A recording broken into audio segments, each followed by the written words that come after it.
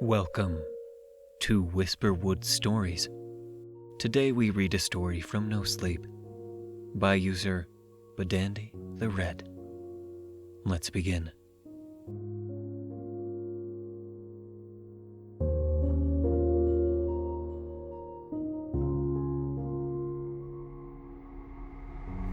On the Bloody Trail. It has been 22 hours since Jennifer went missing, but I may have found a trail. We were camping together this week and were taking a hike along a beautiful area of forest, but she got lost. She had been complaining about an upset stomach and needing to eat something, and for some reason, she couldn't stomach the idea of eating any of the provisions we had brought, mostly trail mix and energy bars. Along the trail, she had needed to take a break, and I thought since we were over an hour away from camp, and with the upset stomach, she might be sick. I gave her a little space and privacy briefly, and she went behind a bush. That was almost an entire day ago. She had just vanished. I have been looking everywhere, and in my efforts to locate her, I have diverged so far off of the trail that I think I might also be lost. But I have to keep looking. I have to find her. I am exhausted, and my body aches, but I continue walking, searching, and when my dry, aching throat can muster the strength, calling out to her to see if there's any response. I feel like I'm going in circles, following my own footsteps. What I thought was a trail turned out to be nothing, and worse, I hear the roar of thunder in the distant mountain, and I know that rain is not too far off. My hopes of finding any trace or trail were evaporating quickly. I had already searched for an entire day with no results, only being forced to stop for a few hours when it was completely dark, since I couldn't find my way back to camp. I had no replacements or batteries if my only light source went out, and had to use it sparingly. Indeed, I would likely only get more lost if I wandered into the darkness alone. Alone, just like Jennifer was. I suppressed a shudder and felt the deep sadness and fear wash over me, thinking about how she must be feeling. I felt terrible holding off my search for even a minute if she was in trouble. I pictured her smile, her beautiful blue eyes so full of love, her auburn hair silhouetted as it often was by the frequent backgrounds of the many scenic forests and places of natural beauty we both loved so much. Why did you have to get lost? Why can't I find you? I thought hopelessly. It was not like her. She was always the survivalist. She camped out here way more than I did. Many times, on her own. She would always say she liked to challenge herself, and that sometimes when I asked to come, she would explicitly state that she needs to do this alone. Just then, I see something that snaps me out of my reverie.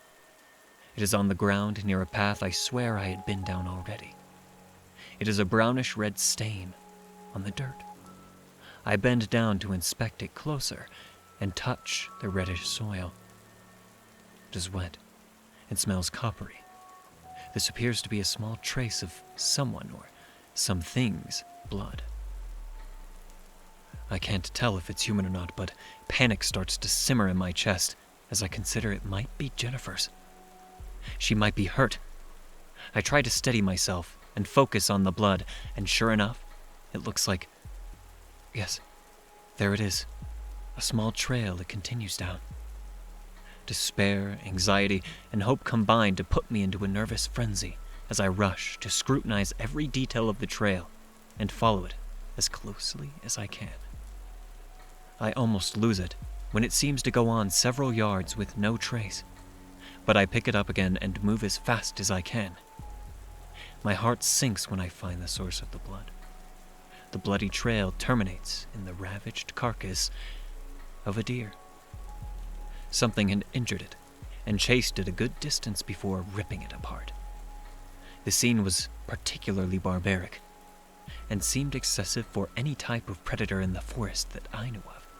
Unless there was a grizzly bear with rabies, I couldn't think of anything that would cause this kind of destructive mess, and any potential prospect terrified me, as I thought about whatever had caused this still lurking in the trees, or worse, stalking Jennifer as well. I push the morbid thought aside and press on. I walk through the clearing with the deer carcass and hear the loud scream, or what sounds like some sort of animal dying. It is coming from the way I am heading, and I slow down accordingly and try to hear anything else. I see a small alcove near where the trail leads towards the hills, and eventually the mountain pass, and it gives me a general reminder of where I might be. Thankfully, I might not be as lost as I thought I was. But this only matters if I can find my way back with Jennifer. I won't leave without her, so I look around for the sound I had heard. I can't find the source immediately, but there in the distance, I think I see. Yes, there's something else. On a rock, there is another spattering of blood. Nearby, there is what appears to be a large clump of hair, and my heart catches in my throat when I examine it, and it is indeed human hair. Light auburn hair, the same color as Jennifer's. I try to quell my rising panic. I need to find her, fast. Who knows what might be after her? I look down and see that, fortunately, the blood is once again leaving another trail, leading out of the clearing and up towards the hills. I follow it, and it winds up the hills, almost following the path's serpentine suggestion perfectly, like the sanguine trail has its own sentience as it leads to my unknown destination. I'm halfway up the hill when the rain begins. I start to run, moving as fast as I can and losing the trail at one point in my haste. Since I know it will soon vanish completely, and when I am up the hill and it diverges, I will not know where to go. I hear an ear-splitting thunderclap, and shortly afterward, I hear a cry of pain and a loud shriek from a person. A woman. Jennifer. It's you. I found you. It must be her. I sprint up the hill as fast as my tired limbs will carry me. I slip and almost fall off the sheer cliffside as I have ascended a good portion now.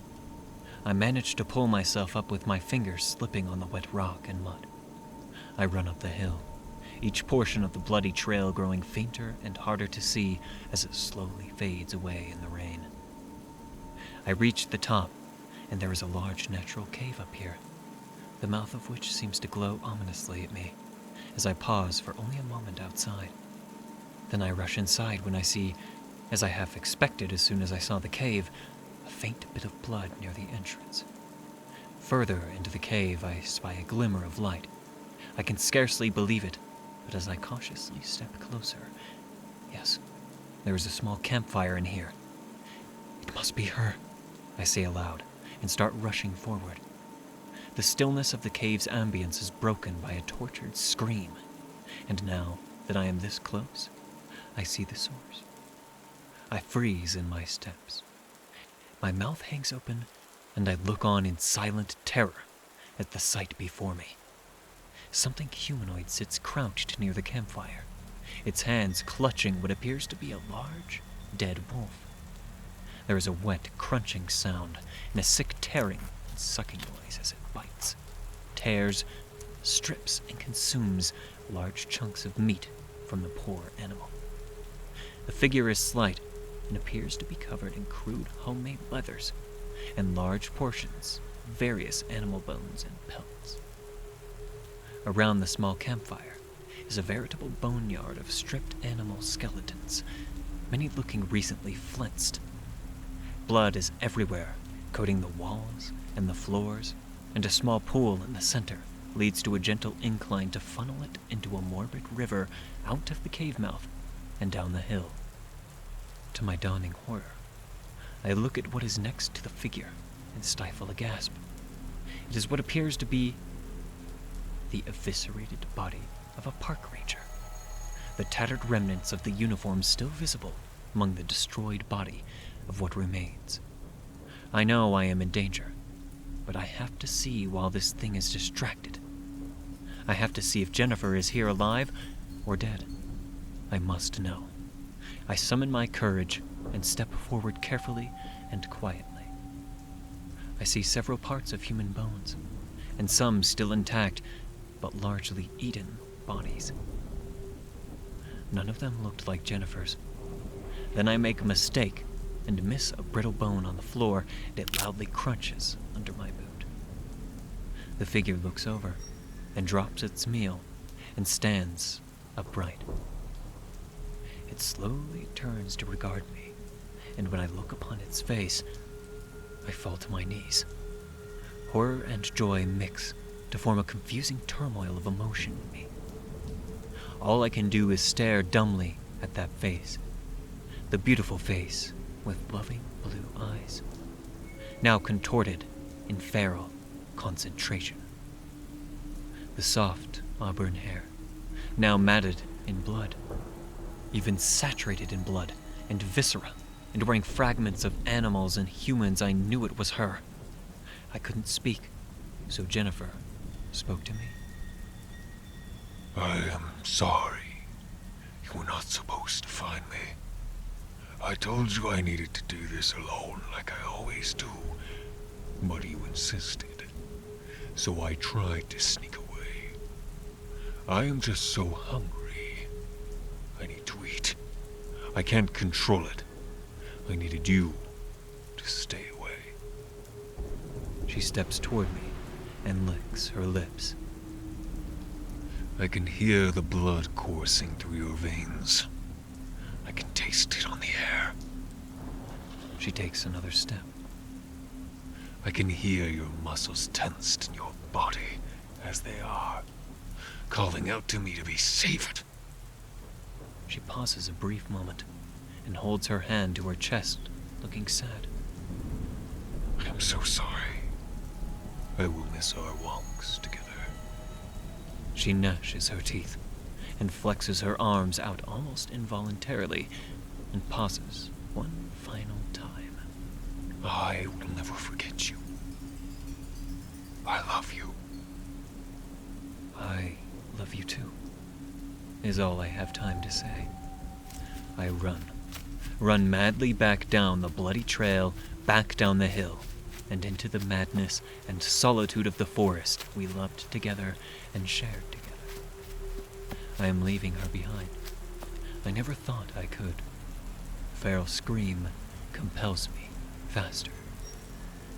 I never looked back.